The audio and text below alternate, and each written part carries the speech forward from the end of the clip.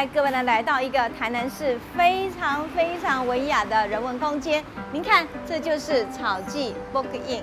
那这个人文空间呢，可以让你阅读 B&B， 你可以住宿，还有它是个艺文的展演空间。我们呢会在这里呢给各位做我们今天的这个熟女呢与花甲男孩的对话。所以今天跟着我走这个美丽的空间，首先我介绍的是我们的花甲男孩富敏。嗨嗨嗨，还有呢，就是我们的熟女江娥喽。好，那我们今天呢要带着我们走这个人文空间的是我们草记的主人，就是我们讲的用哥，我们周荣堂周先生。大家好。好，那我们现在就请我们的用哥带我们进去参观这个空间喽。Come on, let's go。好，里面请。哇，很有人文气息的空间哦。对啊，这里它以前是一间二手书店，现在我们把它改成是一间民宿，然后是用背包客的经营方式。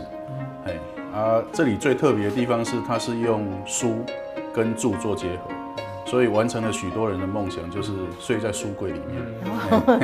对，这边就是我们花了很多时间在书上面就对了。对，因为它之前是二手书店嘛，其实我们就是延续书本它的生命。我们现在1楼就是提供阅读，完全都是免费。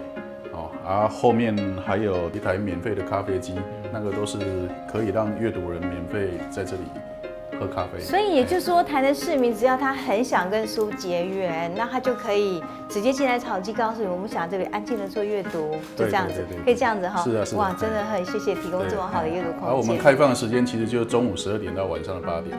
了解，只要进来的人都可以在这边阅读。对。好，那带老师进去跟两岸来宾进里面看一下，好吧？好，这边就是刚刚跟你们介绍的展览空间跟阅读空间。这个用狗觉得这个空间好像彼此打通这样子，很特别哦。对啊，有什么对啊，它其实以前这边它是一间印刷厂。印刷厂。对，这个地方它其实是宿舍。这是宿舍。对。它这个有地下室，就是以前一排房子里面都会有一间有防空避难所。那密封空了的所在就对了。了解。伊家其实就是较早草记二手书店最经典的地方啊。所以讲这是作者迄时阵拢足想要来这翕相，但是较早二手书店的时阵，伊是无开放来当互人入来翕相。对，就是他希望书店安静一点嘛，不要像观光客一样。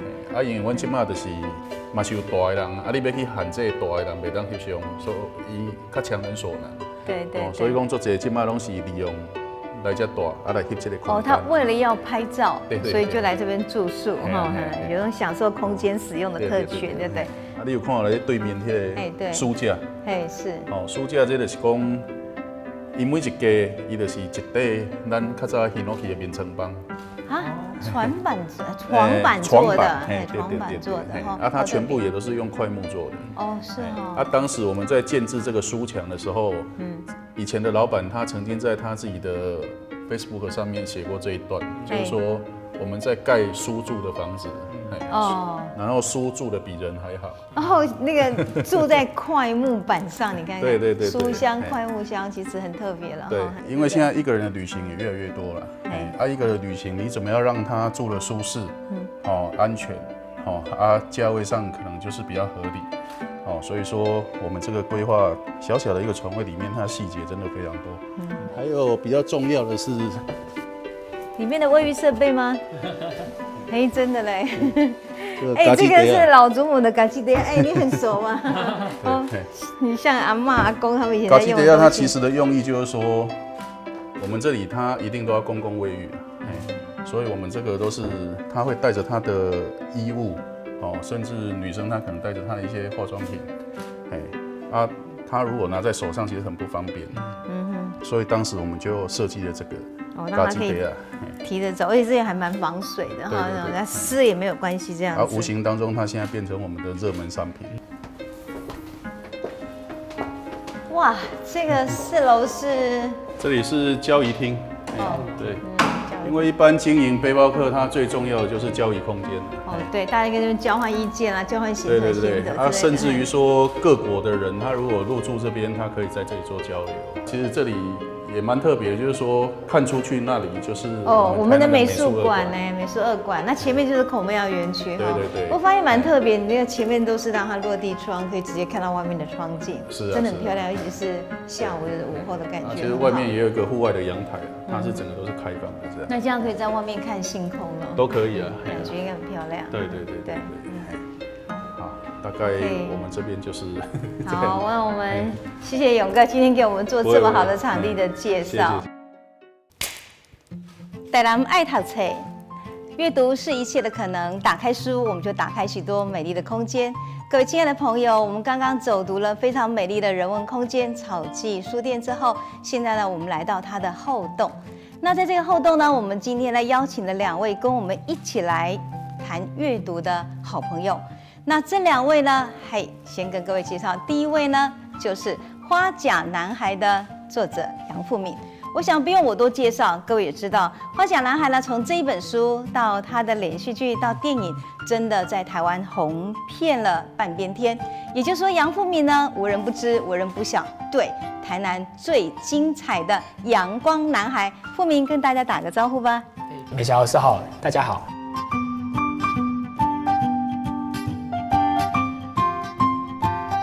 真的很高兴今天富闵呢来跟我们一起来谈阅读。那另外一位呢，我告诉你，那更是大家都觉得 surprise， 也就是对，没错，《淑女养成记》从一个中药行的6年级的女生开始写出了所有台湾每个女性的心声。我告诉你哦，这2位呢，真的是在我们台湾大家目前最想要邀请来谈阅读的。所以呢，今天邀请到江娥，我很高兴，富闵也很兴奋，对不对？好，江娥跟我们打个招呼吧。美霞老师好，大家好。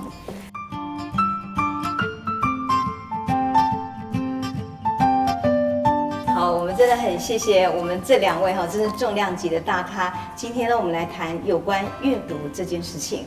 那其实呢，我自己本身在台南写作的过程中，我觉得很重要的因缘，是因为来到台南，其实好像是一个落地生根的人间的聚散事实上都是种缘分。那来到台南的因缘很特别，因此呢，开始慢慢喜欢台南。我也写了8本台南的书，所以呢，当我在看《花甲男孩》跟《淑女养成记》的时候，我就发现好像2位的一个台南经验然后后来写成书的历程，跟我有一种共鸣，因此呢，我就觉得很想邀请你们来谈一谈书以及生活的这个部分。那我的台南姻缘很特别，从不喜欢到喜欢。那因为我是从台中来到台南，可是你们2位好像台南在地生、在地养，然后到外地去的，所以我很想请2位来谈一谈你们的台南姻缘啊。所以我请富闵现在跟我们聊一下吧。我自己其实算是台南县人，也就是说，我们以前还没有合并的时候，我都很习惯说，我是台南关。所以现在我偶尔听到有人讲台南关的时候，我都会好像会被就是召唤出了什么记忆，好像有一段记忆是就是在台南县这个引号里面的。是，所以其实我反而来到像是府城台南市，是算是一种现代性的体会，就是我要从乡下到城市那种感觉。所以我跟台南的姻缘，一来是我是本身是大内人，台南县大内这样子，大内高手，真的。然后在台南长大，然后我一直念完国高中，然后念大学才离开，完成中学之后才去读大学。我是黎明中学毕业。哦，了解。所以那也是台南县嘛，哈。对，所以你在还没离开台南之前，你的台南经验其实也是属于比较，我想是比如说像大内啊这种比较是台南县的偏向的地方。对，我其实我的出没地带应该就是大内、善化、关田到麻豆，所以我每次人家来台南市，我都会说我要去台南，然后他们就听不懂，说你每都要台南，你想要去台南。我但是对我来说，那也不想的，对了，有这种感觉。现在还这样吗？我现在还会说我要去台南这样子。哦，真的哈。所以对你来讲，那你怎么去定义你的大内呢？大内其实我好像以前去讲的时候，我就很常说，我小时候我住在世界中心，就是我觉得住在，而且他又叫大内这样子，所以我都尴尬。而且因为我常在书上说，我们家附近。我常在书上说，我家附近都姓杨嘛，所以那种真卡起来真好，很紧密的感觉。了解。所以我到底大内那种感觉，好像其实反而是需要不断的去离开它，才能够意识到说我是来自整咖那种感觉，这样。哦，了解。因为其实我看你的在书上写了很多你们的什么济公啊、什么阿北啊之类三合院的感觉，我觉得其实你的属于家族伦理的紧密感是很强的，超级强。那也是属于你是跟台南其实很深的姻缘，难怪你写的过程中，其实这个元素是相当的大的哈。跟人的关系。对，所以白先勇老师讲过一句话说，他很欣赏你在《花甲男孩》里面写的人伦，我想可能跟这个经验是有关。谢谢。大内是刷一边哎哈，有发现其实江河立马是刷一边哎哈。江河的故乡是玉井，有这啦，对，我们还刷乡亲。对，哦，真的吓了好大一跳。哦，真的吗？超级神秘。哦，真的哈。那所以你当时这个对整个台南的经验，你的感觉是怎么样？就是跟父母讲的非常类似，就是一种从乡下移动到台南，就对我来讲，台南是台南市，对，它是一个都市的，然后我是乡下的，对，嘿，所以台南总是带着一种移动感的，要趋向它的。还坐行人没有？嘿对，坐行人没有？爱坐行人要坐几点钟？这平南 K 文就是你们的印象中其实很深刻一种记忆，对不对？对。那如果这样的话，这也是难怪你会在你的书上其实写了很多车子的感觉哈，因为车可以带着你离开故乡，是不是？就是那个移动是很重要的一个仪式，就是对。包括去追求流行文化啦，然后去城市读书，某种成长，对，然后跟过去的期待有某种程度的切断，然后要向外去飞跃的感觉，是这样。对。那江河吗？江河也是会在你的台南经验中，会想要去跳脱到另外一个其实城市的感觉吗？对，台南市其实对我来讲是繁华都市的启蒙。哦，是，因为我是住在非常农村的环境里。对。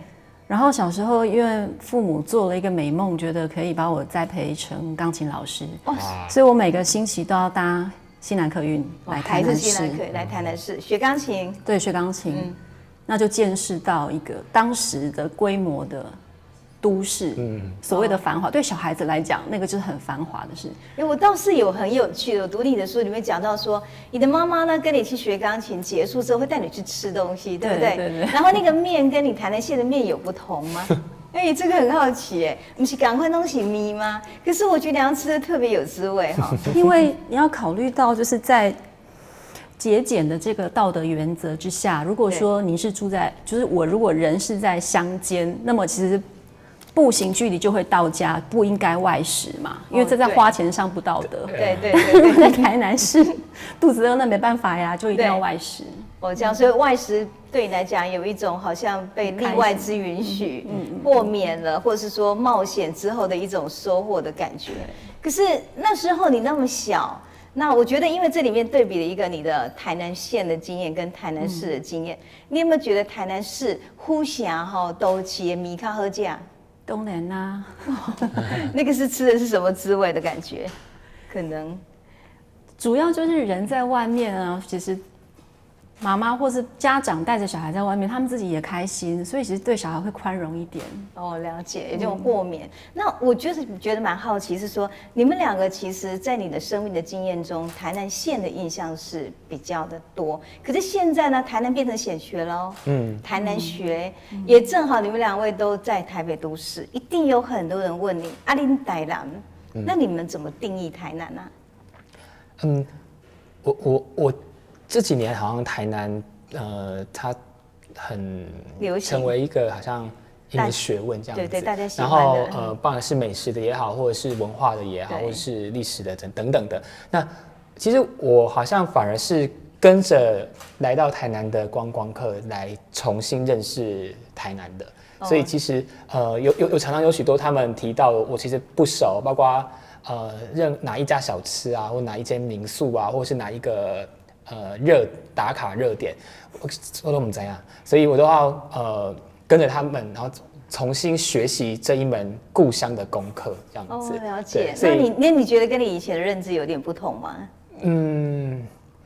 我觉得不太一样，但我喜欢现在的样子，就是其实我不会去好像会一味的去追忆那个过去的一种感觉，我反而喜欢此时此刻的。所以其实假设我们这样讲说，它是一个双层论，对不对？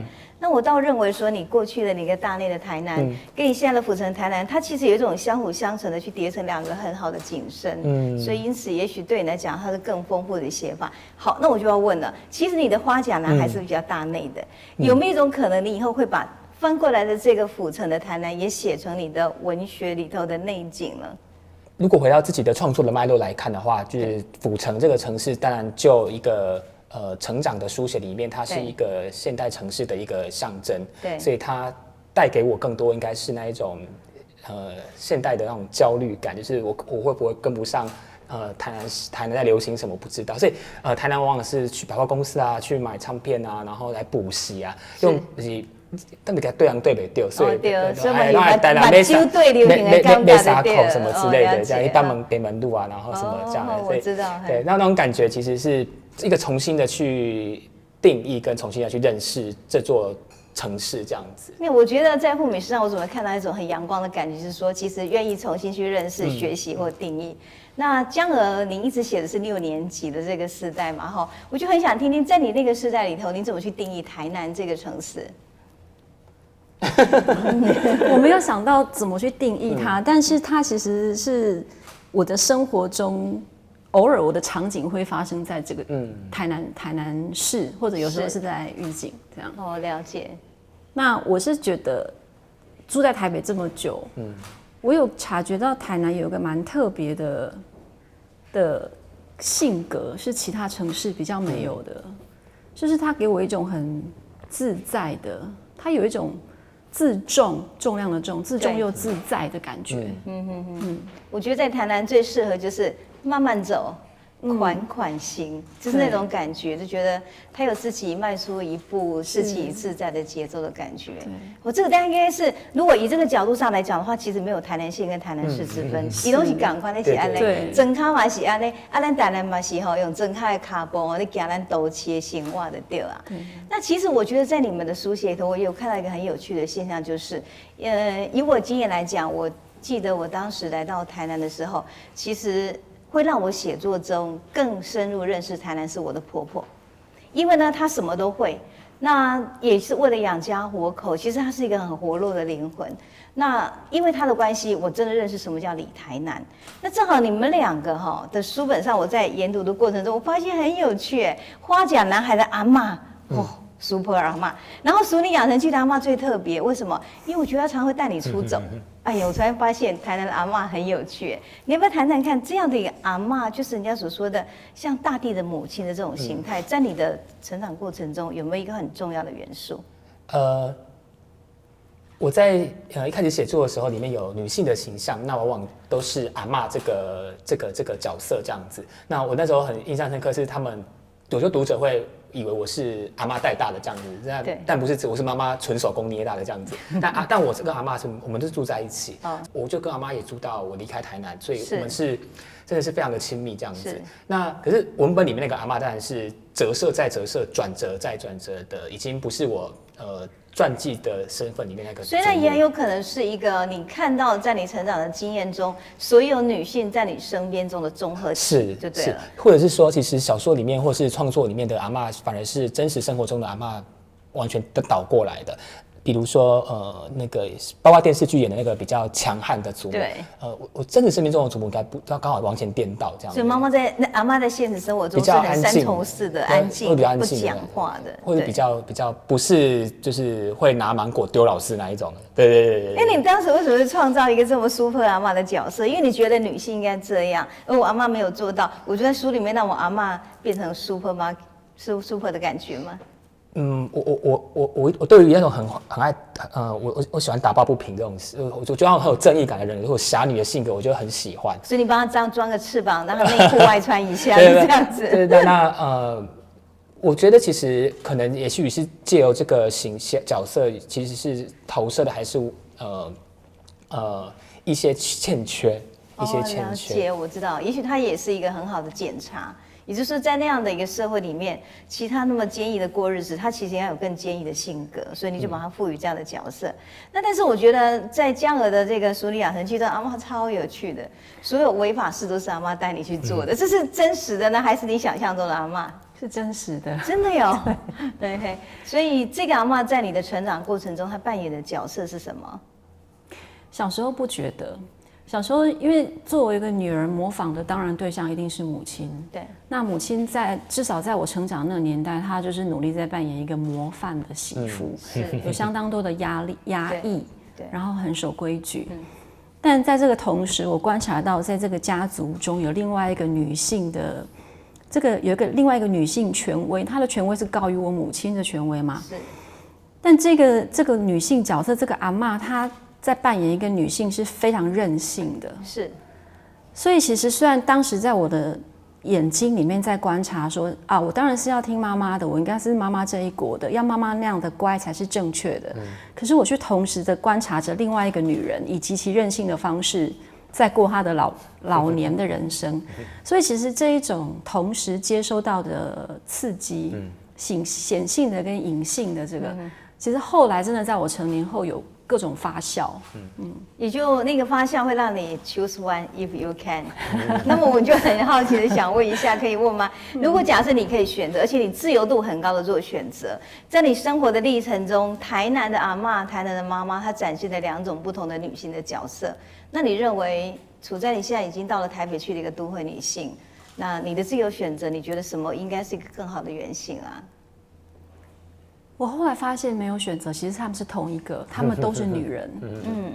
其实他们都在活一个女人的角色。对。所以其实就我自己目前的生活来看，很多人会把它评价为相当任性。我自己的相亲是，但。我觉得很健康，所以我想是两边都给了我适度的支持跟适度的示范。也就是说，你觉得如果这样2个合体的话，可能会变成你现在在做一个女性来讲，你有更完美的一个人格的特质，对不对？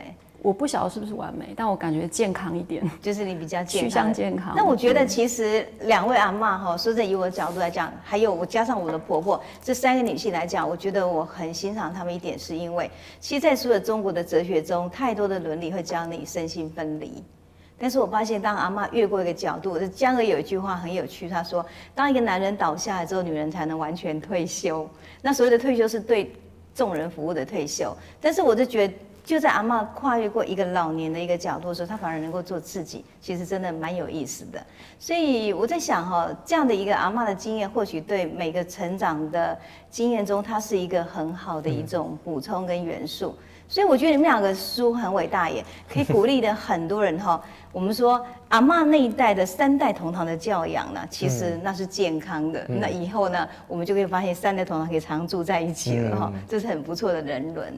那我在想呢，其实你们在台南中，你觉得最有意思的生活经验是什么？用很简单的1分钟来告诉我们。生活经验，对，这最有意思是什么？现在的话，我可能不同年纪会有不同的一个状态，但我觉得现在应该比较好玩的是，我还蛮喜欢使用公车的。那因为我就住在这个橘干线上面，对，那我就觉得它非常的方便，因为就是移动对我来说是很重要的一个仪式，所以我喜欢坐公车四处去这样子。哦，所以你从小就很像那个我们讲小木偶一样，希望能够逃离木匠的家的感觉，公车完成你的梦了。那江娥呢？你觉得在台南中你最有趣的生活经验是什么？我此刻的话，我其实蛮享受一件事情，就是去吃早餐，然后在农村的早餐店啊，很有趣的是，我就坐在那边吃完一个米粉的时间，我就可以听到当时芭乐的行情怎么了，当时芒果的行情怎么了？哦，所有的就是当时看好芒果，放弃了芭乐，没有去照顾但是后来芭乐的行情好了，所以他们就2碗。就是我觉得这些资讯很有趣。哦，对了，我也想到了，其实在我高中的阶段中，因为我必须要有一个通车的经验，从我家到学校2个小时，然后从学校到我们家回家2个小时，我几乎有4个小时时间花在公车上，所以就让我觉得我常听别人在讲些什么，那我以后变成有写作的可能，所以我觉得这也是我们觉得生活经验中其实蛮好，所以生活在台南很好啊，因为你慢慢的可以听到很多，然后也有这么多的原型可以给我们做一个典范的学习，所以我们今天呢，其实在这样的一个段落里头，我们也听到了我们这个花甲男孩的富敏，还有淑女的江娥呢，他在谈到他的台南经验。